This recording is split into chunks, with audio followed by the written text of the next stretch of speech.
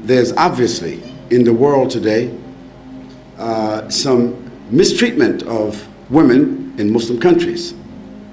On one count, I say to you, this is correct. I have visited about 23 countries that have major Muslim populations, and in some of those countries I have found that to be the case. Mistreatment of women based upon culture, not based upon Islam, based upon the culture of people. What the Quran says is that Ya ayyuhan nasu taqu rabbakum alladhi khalaqakum min nafsin wahida, and I'll recite the Arabic and then translate it for you. وخلق منها زوجها وبث منهما رجالا كثيرا ونساء واتقوا الله الذي تساءلون به والأرحام إن الله كان عليكم رقيبا. The Quran says, and this is one verse, O mankind, give reverence to your guardian Lord, Almighty God, who created you from one single soul. So the first position that God says to us is that He created male and female from what? One single soul. And created its mate. So created Adam and created his mate. From what? One soul. And from those two, a countless number of men and women. Then He says, you should fear God or be mindful of God and His legislation as regards to the demands that you make of one another. This means the demands that's made between the husband and wife or the people who are together. That means the basis of their relationship should be the legislation of God, not the legislation of men. And you should give reverence to the wombs that bore you life. Who is that? The mothers. So in this verse, God is telling us two things. One, that the relationship between the male and female, in terms of their essence, they are equal in the sight of God. That's number one. Equal in the sight of God. We don't say the same. They're not, evidently not the same. I mean, in the Western world, we are led to think that they are the same, and some men and women are undergoing operations to become the same. But they are not the same. The male and the female are not the same psychologically, they're not the same physiologically, and they don't have the same social roles, but they are equal in the sight of God. Then God goes on to say, fear Allah by whom you demand from each other your rights. So God says, be mindful of His legislation and His justice, by whom you demand your rights. What kind of rights? Marital rights, here it means. My rights as a husband doesn't originate from me. And my wife's rights as a woman, as a female, or as a wife, doesn't originate from herself. I'm not the one that gives her her rights. She's not the one that gives me my rights. The one that gives both of us our rights is the legislation of God. But then God says on top of that, for us men, to give reverence to the wombs that gave you life. Who is the wombs that gave us life? Our mothers. And if we reverence our mothers, we have to reverence our sisters. If we reverence our sisters, we have to reverence our wives and our daughters, because all of them inevitably will be mothers. The other thing is that Allah subhanahu wa ta'ala has ordered for us and outlined for us all the rights. The rights of inheritance, the rights of treatment, the rights of worship, the specific roles. God says in the Quran, الرجال قوامون على النساء. Men are the maintainers, the protectors of women. What this basically means is that in Islam, the woman doesn't have to work. She doesn't have to earn a living for herself. She doesn't have to.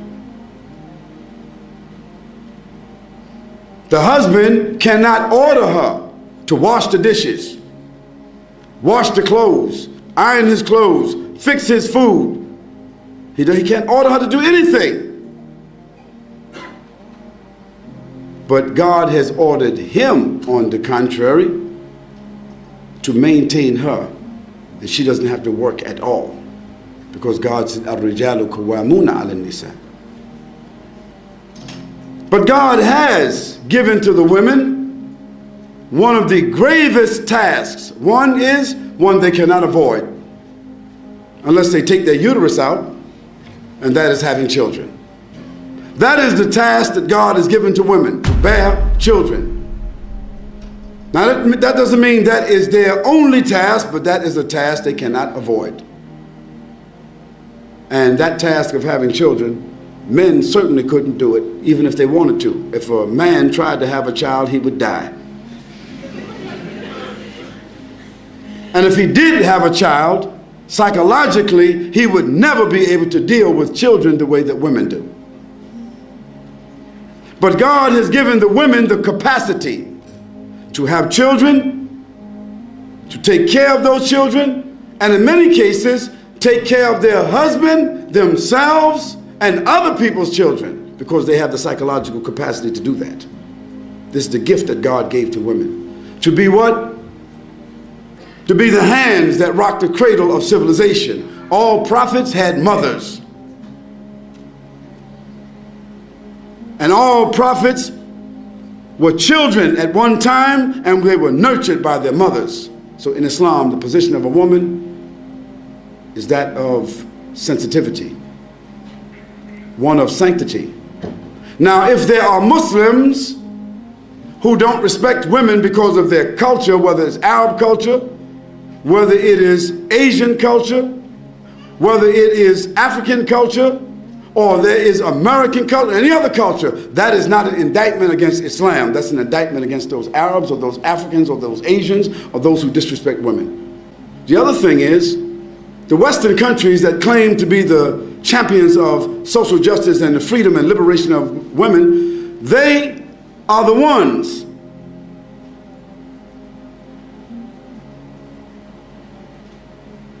who promote and license 24 million women who prostitute themselves. Can you imagine that? 24 million women between the USA and the UK who have licenses to prostitute. Another 83 million that dance in nightclubs naked for men who just go there for their enjoyment.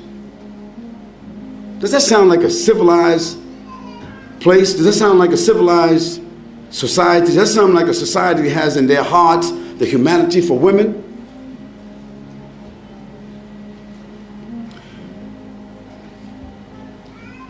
Every 39 seconds in America and the UK, every 39 seconds a woman is raped, forcibly raped. 7 out of 10 of those rapes are never investigated. 4 out of 10 never even reported. Now I ask, when you think about the so-called inhumanity towards women in Afghanistan, and the inhumanity towards women in Saudi Arabia, and the inhumanity towards women in India or Africa or Somalia or wherever else that we want to liberate these women from, do these same statistics exist? Absolutely not. What is the treatment of women according to the Quran? Women are mothers, they are sisters, they are daughters, they are wives, they are human beings. And they have the same rights in the sight of God as men have. And socially, their rights are even more than men in some cases, because they are the hands that prepare the future generations. Now that's what the Quran tells us. Now if Muslims don't act that way in some cases, that's not an indictment against Islam. Now these are sociological statistics.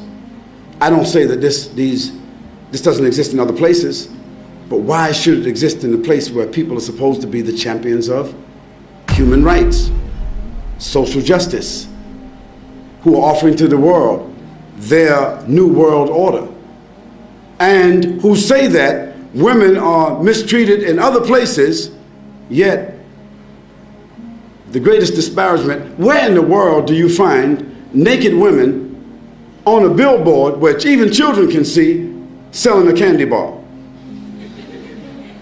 I mean, it's just absurd. If we want to talk about oppression and the indignity and indecency and the oppression and exploitation of women from the time that they are young, nowhere is it personified greater than it is in the Western civilization.